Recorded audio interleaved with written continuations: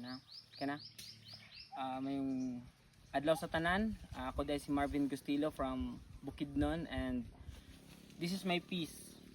Ang akong task na natag sa kuha kay about action, which is what is the goal of this movement na atong ginabuhat karon.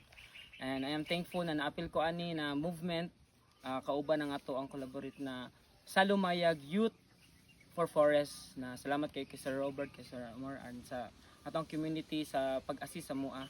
I am very thankful good sa mong team, sa Bukidnon artist na makipagkalaban. And point ani is how the youth, Salumayag Youth for Forest, pass on the vision para sa atong maabutin ng mga generation.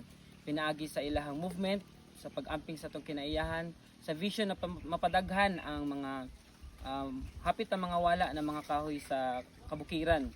Diri, specifically diri sa Bukidnon.